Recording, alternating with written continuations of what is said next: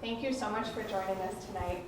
I'm Christine Muir. I'm the library director. I've been here almost a year now, and it's really nice to start recognizing some of the faces in the audience. So thank you for joining us.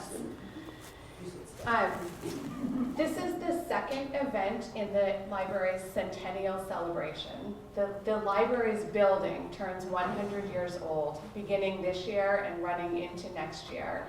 In the spring of 1922, the town of Dracut voted to accept funds and a donation of land to build a separate library. The collection had previously been housed in other buildings like schools and town hall.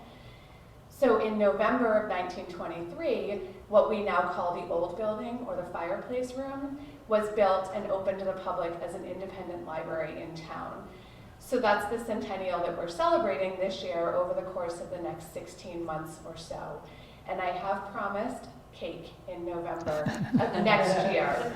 So please follow us on our social media, sign up for our newsletter, which comes out once a month, and learn more about the events and activities that we have going on around the centennial and just our regular fun events and programs. All of the programming at the library is supported through the fundraising efforts of our friends, and the friends are currently having their holiday basket raffle in the mezzanine on the first floor. So if you're feeling lucky and you want to purchase some raffle tickets and win some beautiful prizes, stop by the mezzanine anytime until December 3rd.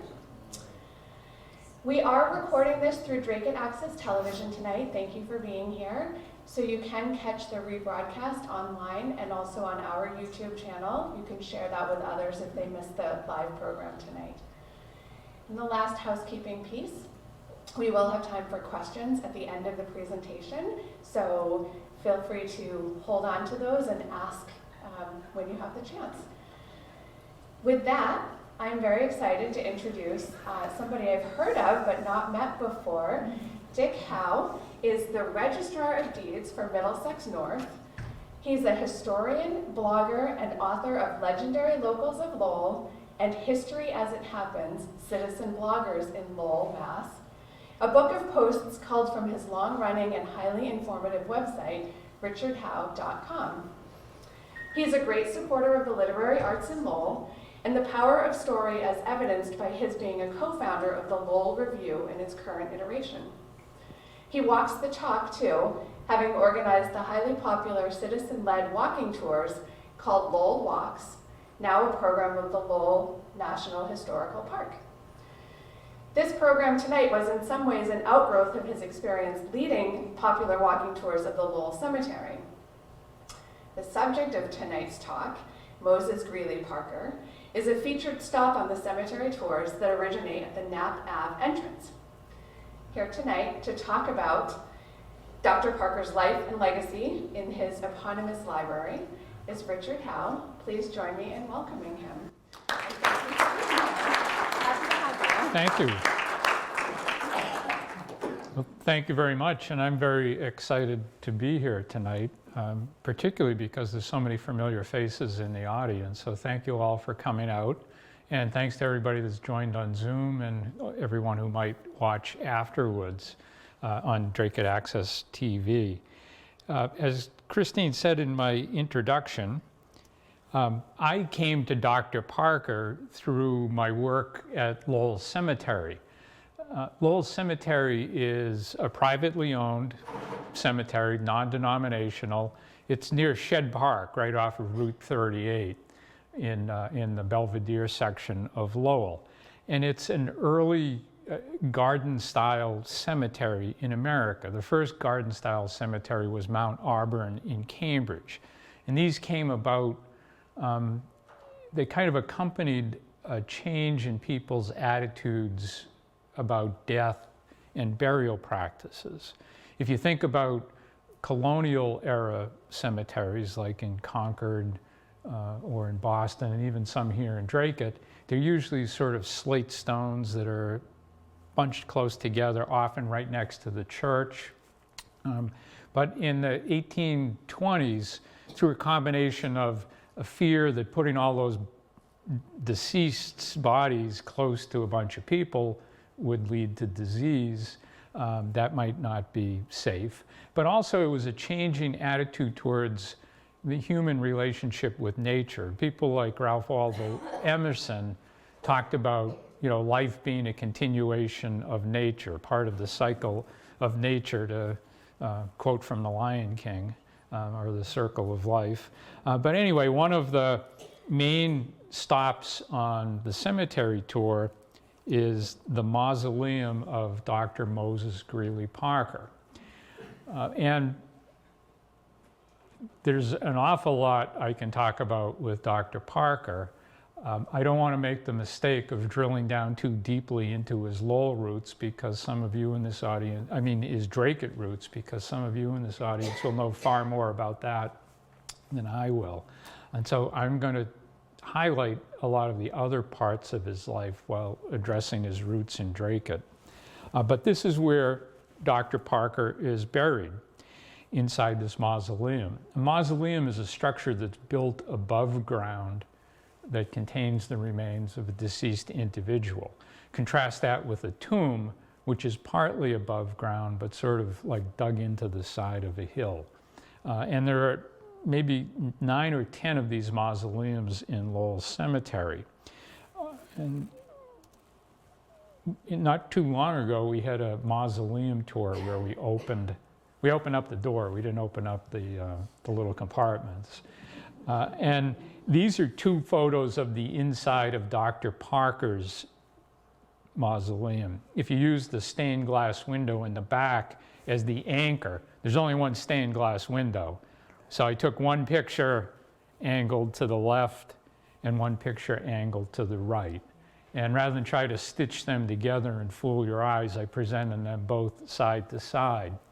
So this panel is this panel. So just picture those on top of each other. But this is how many mausoleums are made. I sometimes refer to them as kind of like bunk beds on each side of a center aisle.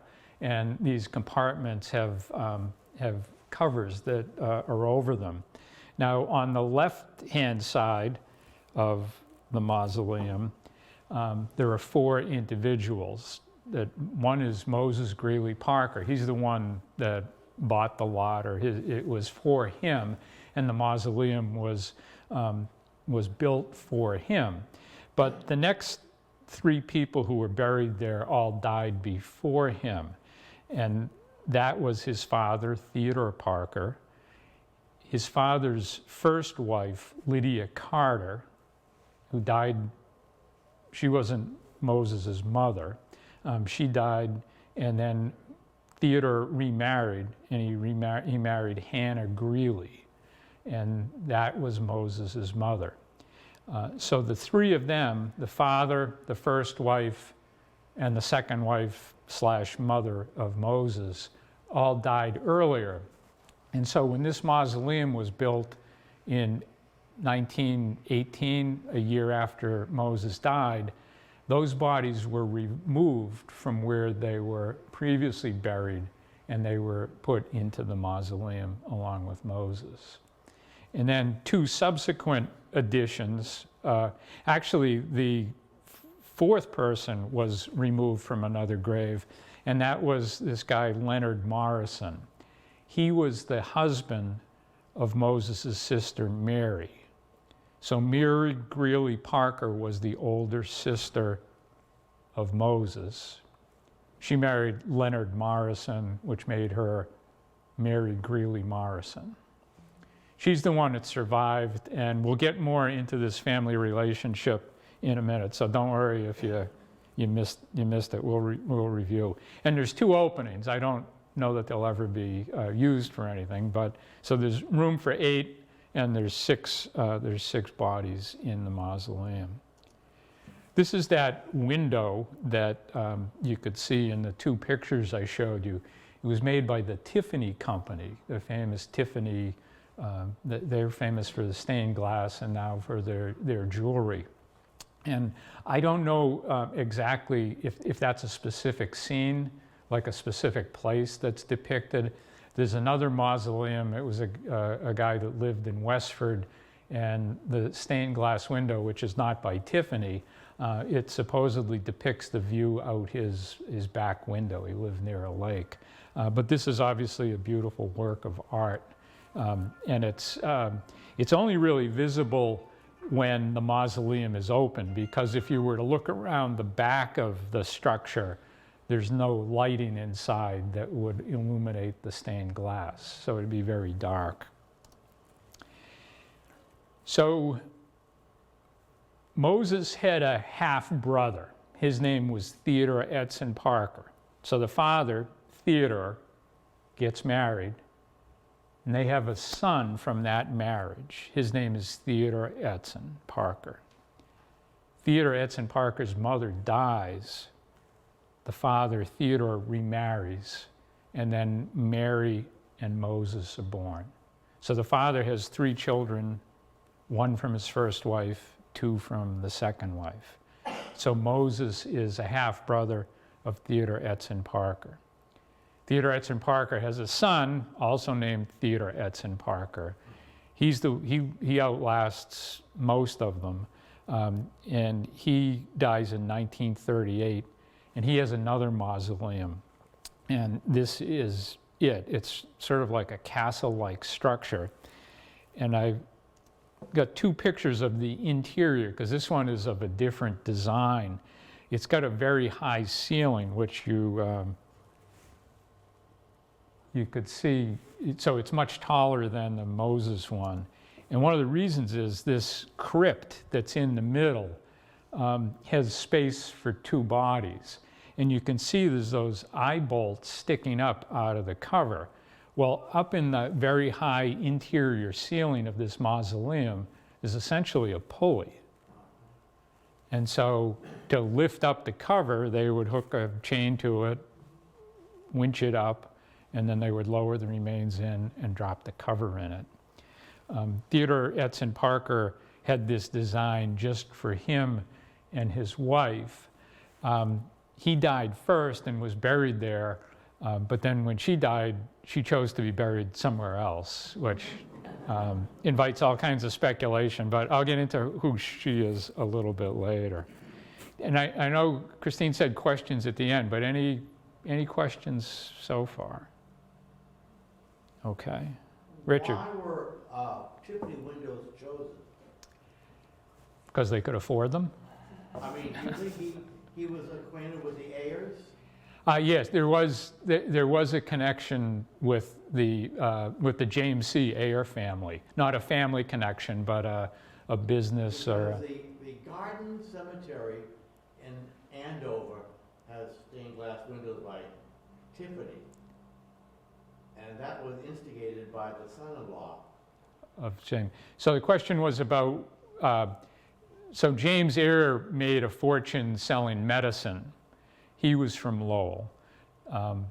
And his burial place is, in the Lowell Cemetery, is a marble lion statue. It's sort of the iconic monument there. But the question, or the fact added to the question was that there's a cemetery in North Andover where Parish Cemetery. with the some of the Ayer family is buried there that also has a Tiffany window. But I think if you were upper class and you could afford it, you were familiar with the Tiffany company, and that so it's great that there's one in Lowell, but I don't think it was widely affordable by a lot of people. But as we'll see, the Parker family had the money to pay for it. So this is the part that I'll just sort of skip over lightly, the genealogy part of it. The first Parker to arrive in America comes in 1635. His name's Thomas Parker. He's 26 years old. He settles in Lynn.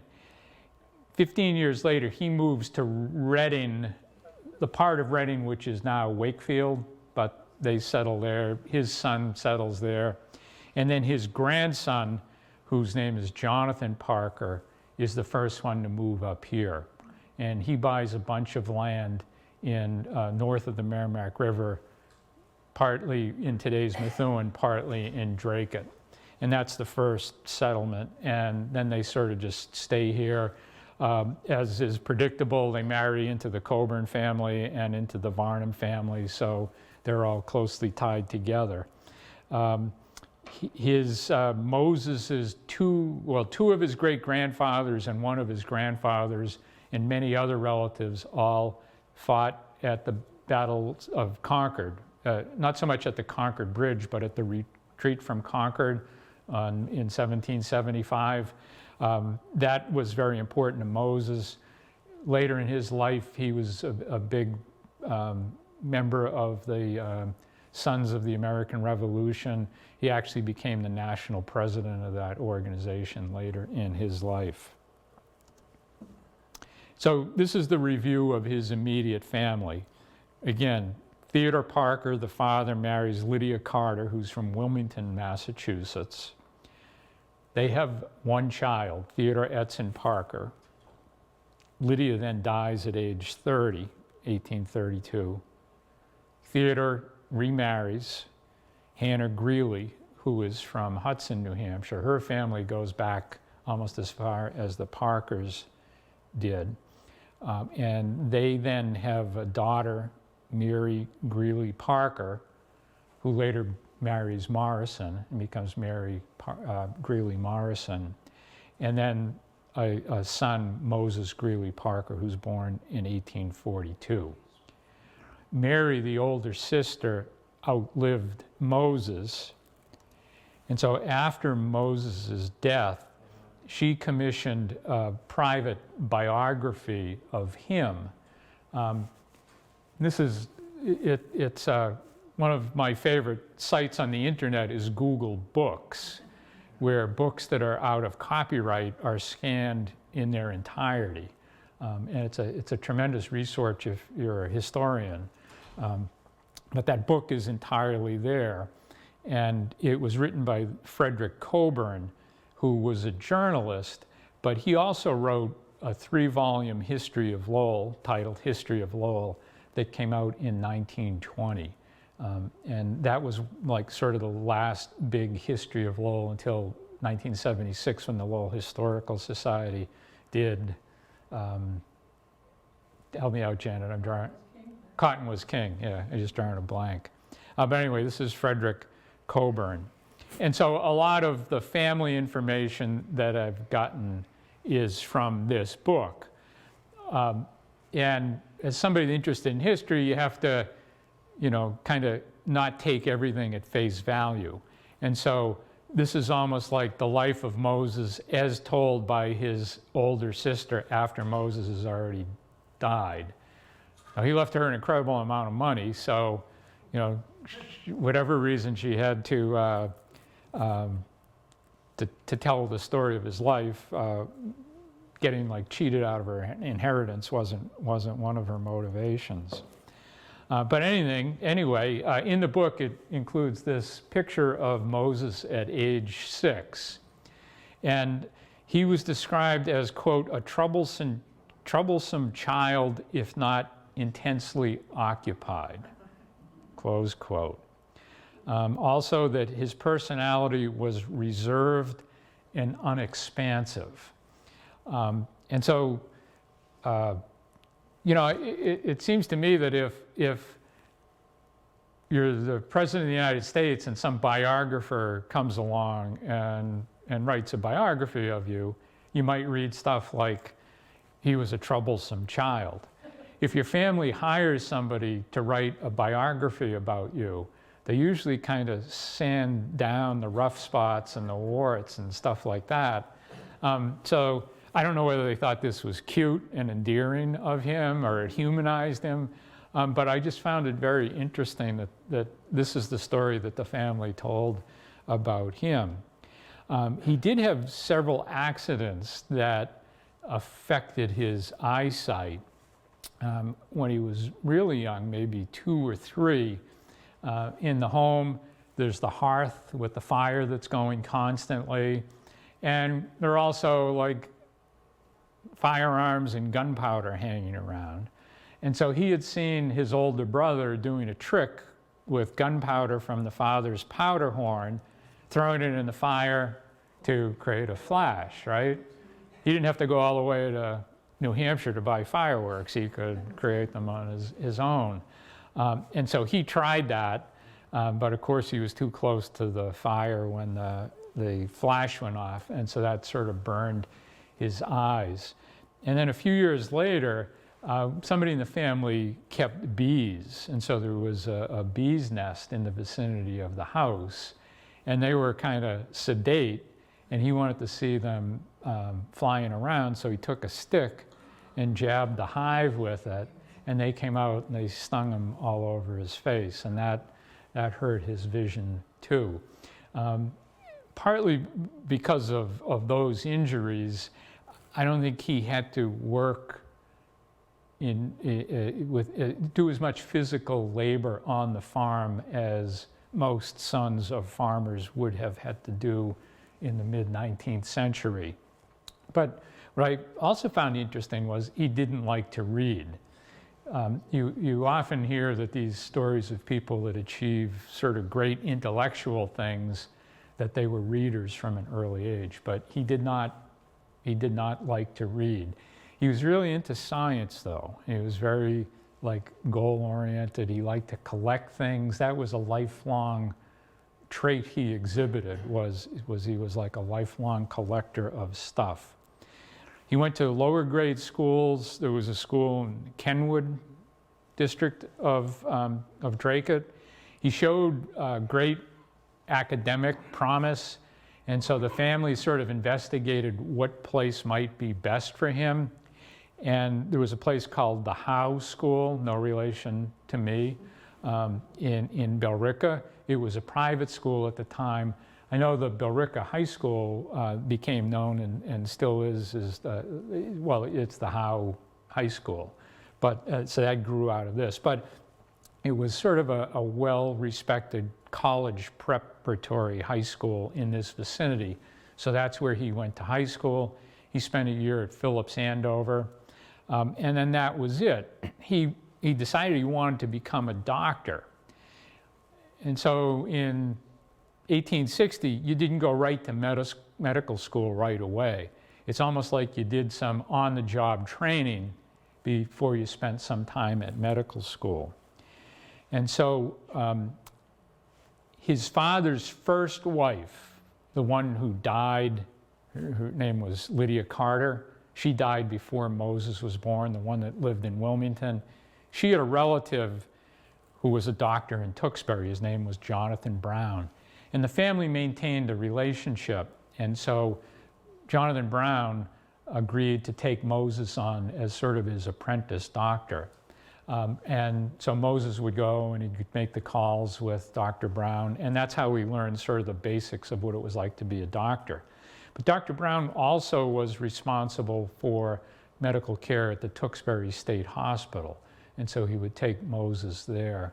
And so he had an early exposure to maybe more charitable or public service type hospital settings. While he was doing this apprenticeship, he also taught school in Pelham for a year and then in Hudson, New Hampshire for a year, just to earn some money. And then in the fall of 1863, he went to Harvard Medical School. It was a year-long course, and he graduated in March of 1864. And this is his picture, or his portrait, at his graduation from Harvard Medical School in 1864. Now, of course, in 1864, the Civil War has been raging for several years, and it's still going strong. And so there's a desperate need for doctors to serve in the Army. And so he joins the Army right away. At first, he became the assistant surgeon of a newly formed unit called the 57th Massachusetts Infantry, which was just forming in Worcester. But even like before he had his uniforms back from the tailors, he got a telegram from the guy on the right, Ben Butler, who was then a major general in the Union Army. He was down in Virginia in command of a separate army, and he needed surgeons. And he asked the people in Massachusetts to send him 3 doctors or surgeons immediately. And he actually asked for Parker by name.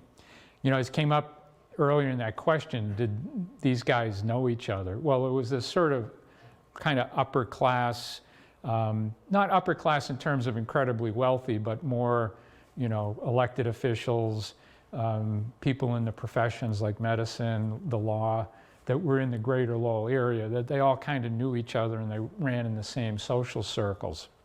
So Butler knew Parker's family and he knew of Moses Greeley Parker. And so Moses got his uniforms and he immediately headed to Virginia. They took a ship down to Fort Monroe, which is across from Norfolk, Virginia, just to give you a sense of where they were. Any questions so far? Yes? You mentioned that the family had bought land originally in Methuen and Drake, probably on the line somewhere. Yes. Can you more accurately describe where you say you grew up on a farm? No. I could. I didn't get into that part of it. I could probably find the records, including, you know.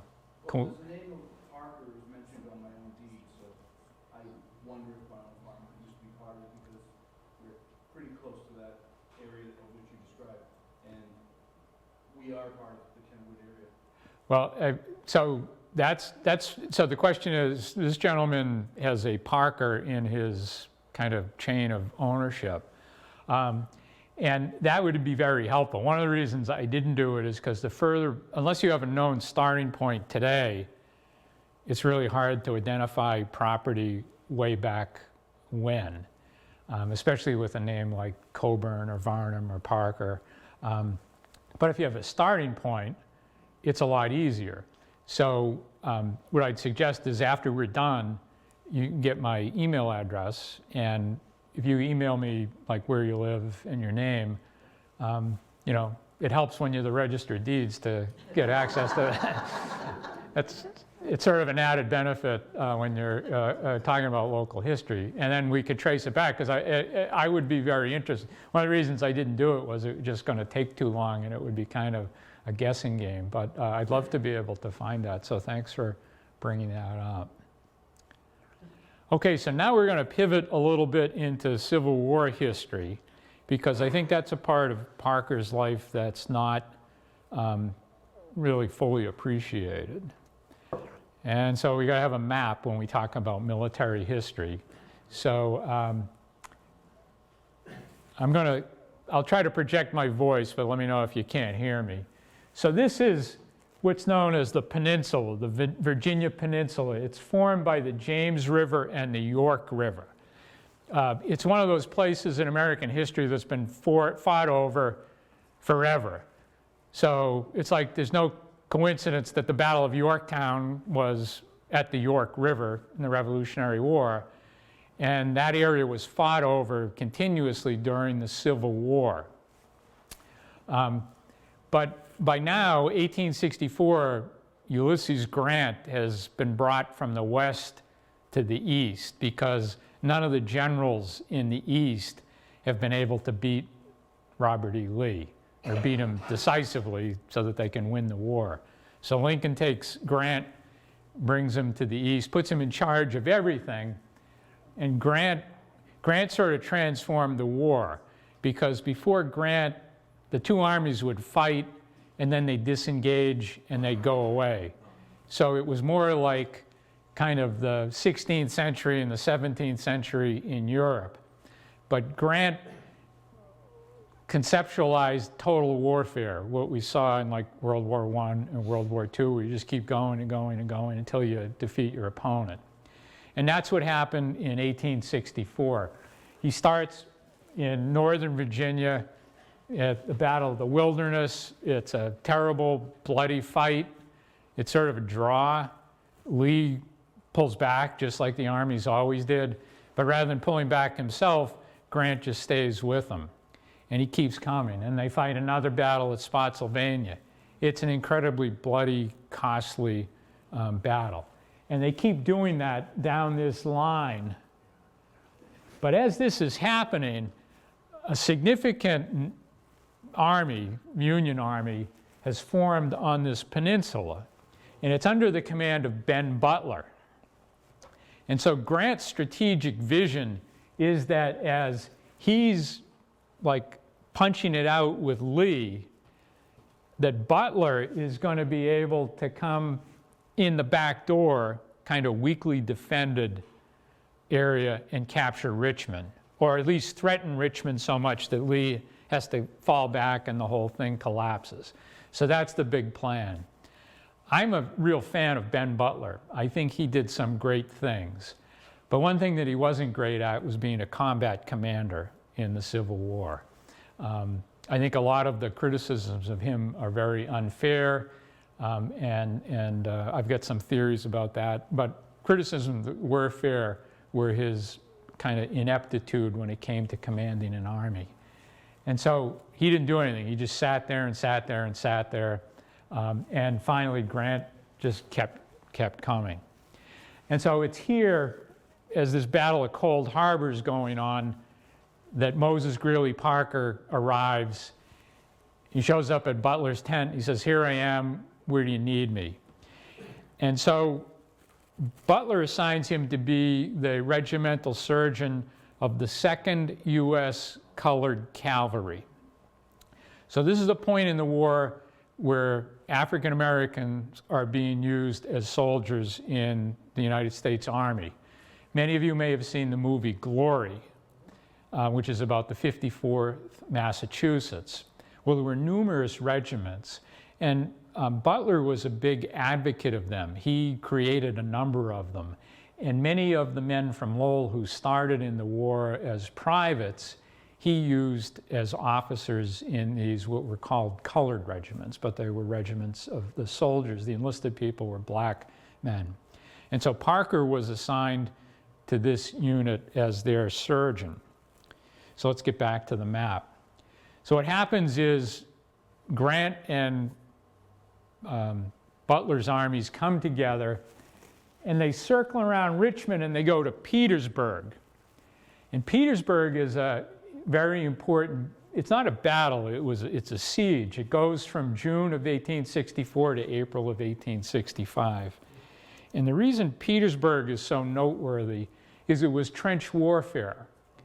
It was a preview of World War I on the Western Front. It wasn't like a line of gray soldiers and a line of blue soldiers facing off across a cornfield.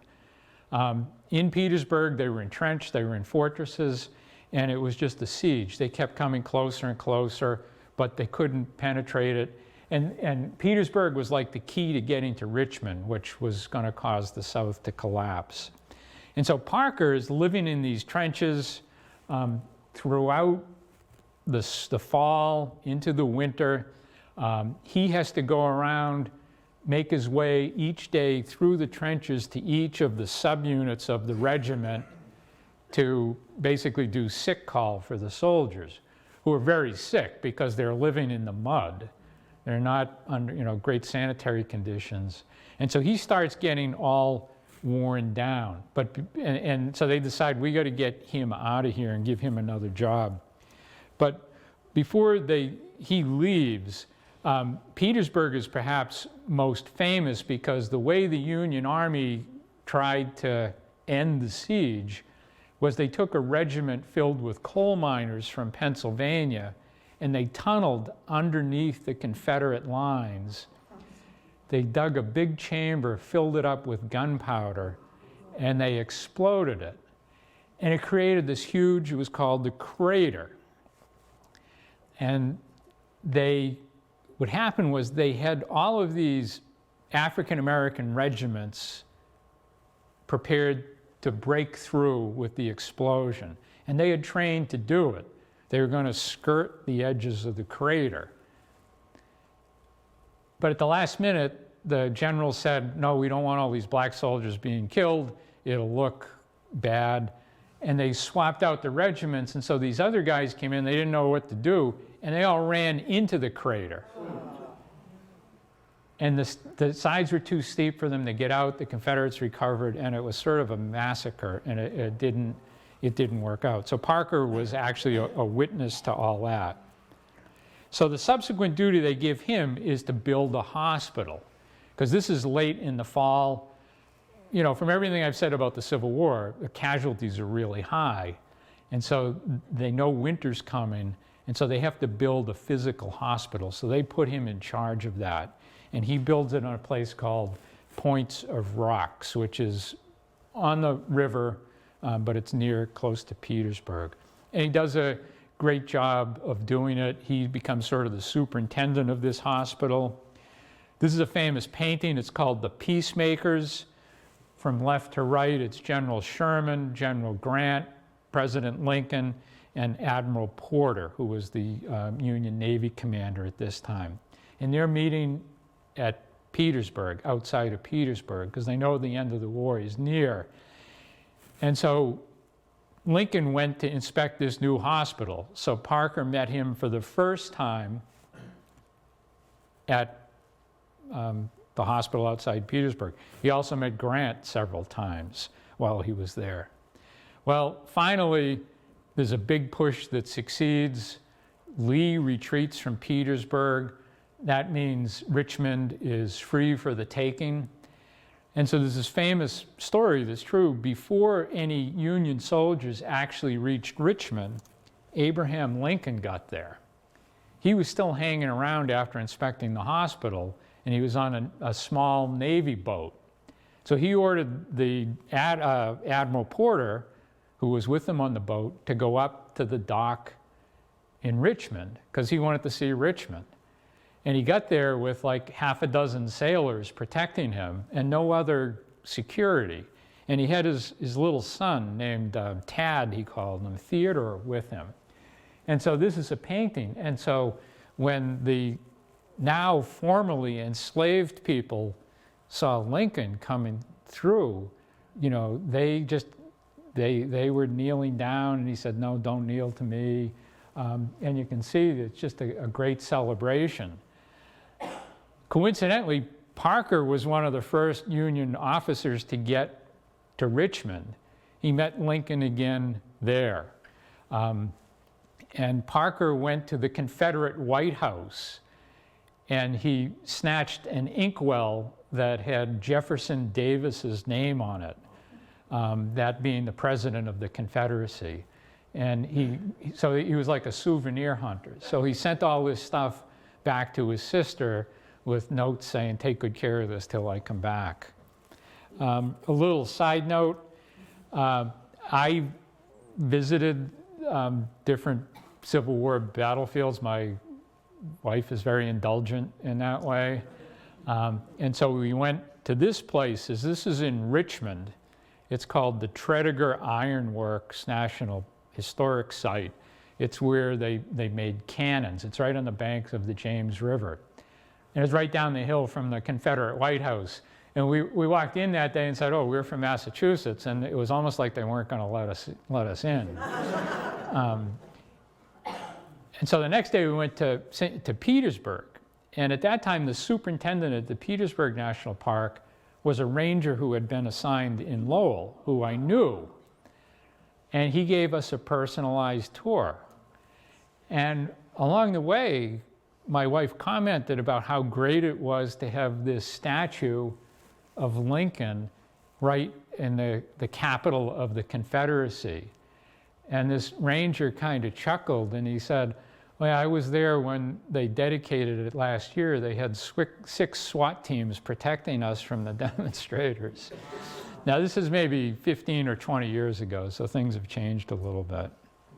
So anyway, let's get back to Drake-It. That was Parker's experience. And he comes back. He's really kind of worn out. So he goes back, lives with his parents at their house. But within 8 months, the father dies. He's now the man of the household. He has to worry about supporting his mother and his sister. And so he's got to crank up his medical practice. He actually built a house, or he ended up living on what was called First Street in Lowell. This is a screen print from the 1907 Lowell Atlas. This is Bridge Street. So this is the Bridge Street or Cox Bridge. And back then, before you had the Lowell Lawrence Boulevard, you had First Street, Second Street, Third Street. And so Parker's house was, no, it's right here. It says Moses G. Parker. So you had a little park, which even then was called Varnum Park. That's still there. And then there was 1, 2. So his was the second house. It backed right up to the river. So if he looked out his back window, he would see the back of the Massachusetts Mills right across the Merrimack from him. So that was his house. He was a very successful doctor. Now, as in most professions, medicine was dominated by older, more experienced doctors. And they had their strong beliefs about how you should treat illnesses. And the newer doctors thought maybe that's not how we should do it. Maybe we should try something different. And they'd all get like beaten down by the older, more experienced people. And then the Civil War happened. And these doctors, because of the scale of the casualties, just had, it was like, talk about on-the-job training, right? They were treating not only wounds, but illnesses, all kinds of things. And these are, for the most part, really smart people, and they're learning. And they come back and they have the confidence to sort of assert themselves. And so there was this revolution in medical care after the Civil War that can be traced back. You know, it's one of those unintended consequences. It's like, you know, the space program gave us Tang, right? Or things like that. And so Parker became a very good doctor. And then he became instrumental in the founding of St. John's Hospital. St. John's Hospital originated out of St. Patrick's Parish. So I was born in St. Joseph's Hospital, which for the younger people in the crowd is now known as University Crossing at UMass Lowell. That was originally the Lowell Corporation Hospital. It was formed by the corporations to take care of their workers. And since most of the workers were women, and they didn't do this out of like altruism, they did it out of their economic benefit, because the quicker they could get women unsick and back at work, the more productive they would be. But because there were so many women, Lowell became a leader in like gynecology and female health care. That's one of those little known things about the city of Lowell. So that like takes care of the mill workers. But St. Patrick's Parish, first they create a clinic like right in the middle of the acre. But then at about the time the Immaculate Conception Church is being built, they buy this big wooden mansion that was where St. John's Hospital is now. It was known as the Yellow House. And it was, the best known occupant was a guy named Edward Livermore, who was a retired judge, lawyer. He lived there, then it became kind of a hotel/tavern, and then it became the hospital. A little footnote about this Yellow House, when Livermore owned it, it was an age where people liked to name their houses. And so he called this house Belvedere. And Belvedere is a combination of two Italian words. One is beautiful and the other one is view. Because this was on this hill, they looked one way and there's the Merrimack River, and you look this way and there's the Concord River. And that's where Belvedere came from, and that's name was adopted to the neighborhood.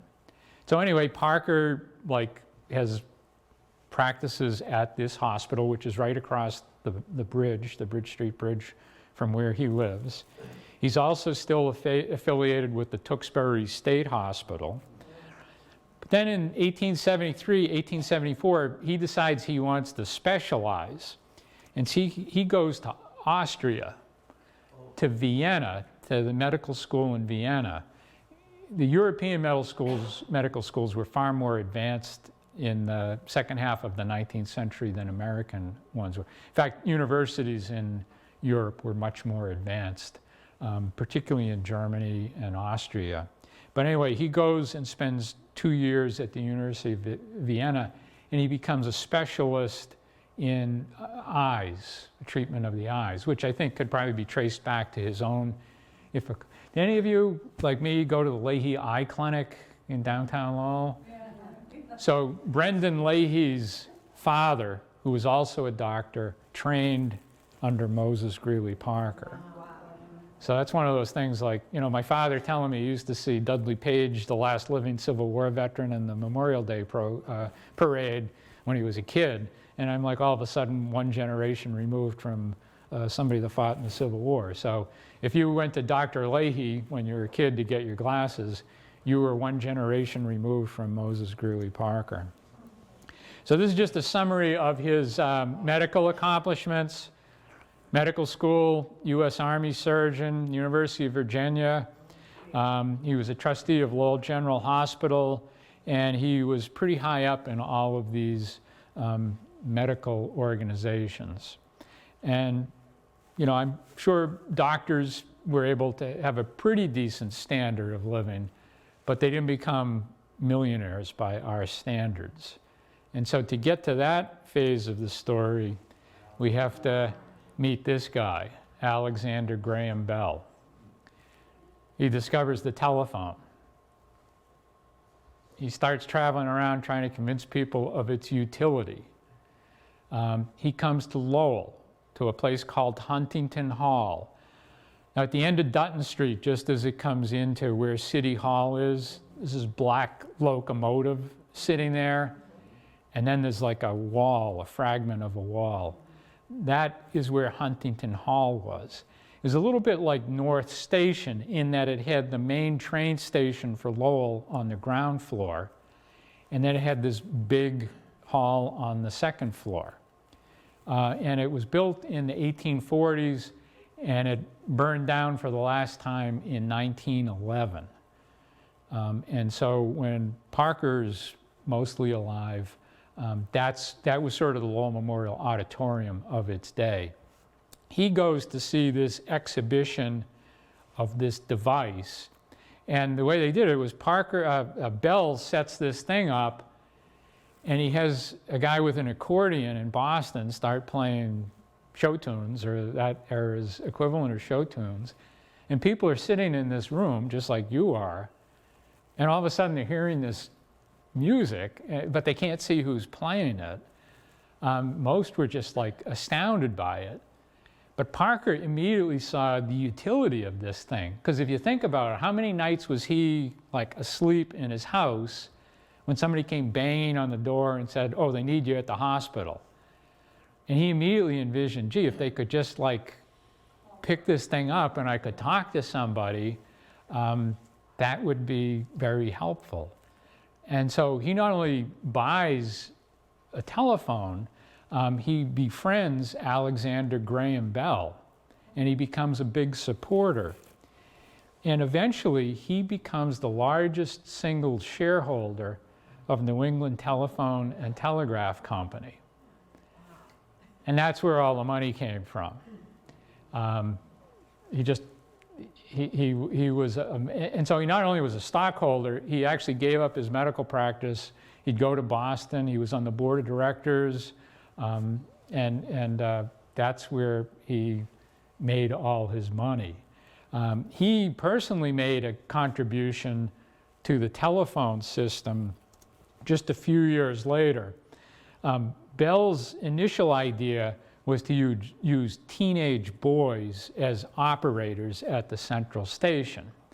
You know, he must have thought that teenage boys, when you put them together with nothing else to do, they're not going to be goofing around, right? And so it quickly like morphed from teenage boys to women. We would use women for this job. And so this central station, this is a later picture, and it shows the transition from young boys to women as operators. But I have a phone, you have a phone. The wires both terminate at this central station. I want to talk to you. I pick up my phone, the operator says, yes, who do you want? And I say, I want to talk to Janet, or I want to talk to Richard. They know which hole to stick the plug into to connect it to your phone. Well, Lowell has 4 women phone operators in 1879. They're the only ones that know how to work this system. And there's a measles outbreak in Lowell. And Parker becomes concerned that there's going to be a quarantine. And I don't have to tell you what a quarantine is, like I would have had to tell you if I'd been speaking here in 2019, because we're all too familiar with that means. So he was concerned that it was going to shut down the whole system. What if they got sick? They're the only ones that know how to use the system. So Parker thought, you know, if we put numbers on these wires, it'll be easier to train somebody else. He tried it out, it worked. He talked to Bell. Bell thought it was a great idea, and that's where the telephone number came from. So Moses Greeley Parker is credited with being the inventor or the first person to assign a number to a telephone line. He never married. He had no children. When he died, he left half of his fortune to his sister, who survived him, and the other half to his nephew. His half-brother had predeceased him, his nephew, Theodore Edson Parker, who was very involved in the phone company himself. I think the bequest was probably in the form of a trust that allowed them the use of the money. Mary Parker Morrison dies 10 years after Moses. She was married, but she had no children. Her share all goes to her nephew, Theodore Edson Parker. He's married, but has no children. He dies, and that's where all of the charitable stuff came from.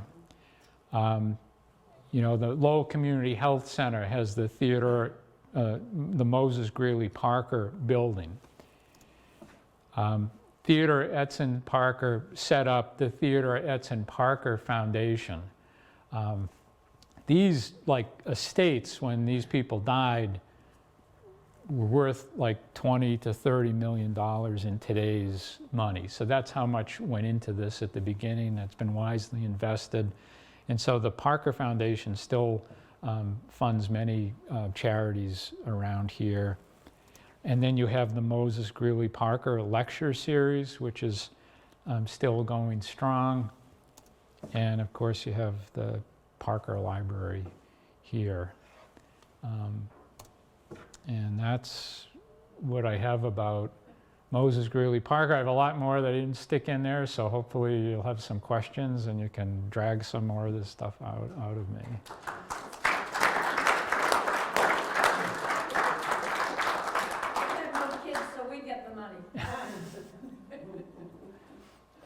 See, yes. Where did his sister and Mr. Morrison live? So the question is, where did his sister and Mr. Morrison live? I'll tell you. Okay. Across from the Willette Funeral Parlor, there's a lilac and purple house today. Yeah. That was Mrs. Morrison's home. Okay. And as children, we thought a witch lived there because the house was dark brown, a very south coloring. It had a tower, and she didn't give Halloween candy. So she had to be a witch. So I didn't know where the Morrisons lived. Yeah. I do know where Theodore Edson Parker and his wife lived. And they lived on Chestnut Street, which is between... Condominiums today? Yeah, it's between 142 Chestnut, whatever that number was, but it's a street that runs from Nesmith Street to High Street. And it was actually her family home. Her name was, I want to get it right, it was Harriet Talbot Parker. Her father's name was Edward Talbot. his father's name was Charles Talbot, and that would be her grandfather. So is that related to Talbot's Men's Clothing Store? No. And the Talbot's Mills and building? Well, let me get... Go. So if you know, if you're familiar with North Billerica, there's the Talbot Mills, otherwise also known as the Faulkner Mills, near the North Billerica train station. So Charles Potts Talbot came from Ireland. The family settled in Northampton, Massachusetts. He and his brother's name was Thomas Talbot. They learned the weaving trade at a textile mill in Northampton. They came here because Lowell was sort of a booming place, but of course all the good places for mills along the Merrimack were already taken up. So they bought and built this place in North Billerica. Became Talbot Mills. But they also had what they called a dye company. It's where I think Rogers Toy Store or Rogers Pool Supply Store is on Middle Street. If you think about it, dye making was a really big deal because if you're making cotton cloth, you know, as I discovered when I washed a red t-shirt with a white t-shirt, dye is an important part of clothing manufacturing. And so Charles and Thomas became very wealthy through owning these mills. And in fact, Thomas actually became the governor of Massachusetts in, I think it was 1878. So there were three residents of Lowell who became governor of Massachusetts: Ben Butler, Thomas Talbot, and Frederick Greenhalgh, who the Greenhalgh School was named after. So when Theodore Edson Parker dies and builds this magnificent mausoleum and says, honey, we're going to spend eternity next to each other in this crypt, and he dies first, she thinks, well, maybe I'd like to live with my family in eternity, and she gets buried with the rest of her family, which was a pretty prominent family. So, you know. So that was a marriage of money? Must have been a very cold ride in that car. Yeah, I don't know how much money Parker had when I think he did, because they moved to New Bedford right after they got married, because he was the general manager of the phone system in New Bedford, Massachusetts. So you have to give him his credit. He actually worked at the job. Any other questions? Yes? What's the trust worth today? I don't know that. The question is, what's the trust worth today? I don't know. It's probably not, well, I don't know if that would be public. I think the amounts they give out, they're very generous in their annual bequests. So I think it's... Who's We they? missed Newell Flower. So the they is the trustees of the Parker Foundation. Yes? I once tried to get part of the lecture series here at the library in Drake. It was told that the bequest requires that it has to be held within the corporate limits of Lowell. Wow. So the comment was, Dennis, presumably when you were a town manager, tried to get fittingly that the Parker lecture would be held here in Drake. And but no, that the terms of the bequest that it have to be in Lowell. A personal anecdote: my mother, who's still alive, went to a Parker lecture to see the Trapp Family Singers at the Lowell Memorial Auditorium on Sunday, December 7th, 1941. Wow. And she went in and had a magnificent performance, and she would have been maybe 8 or 9 years old at the time. Thank you all for coming.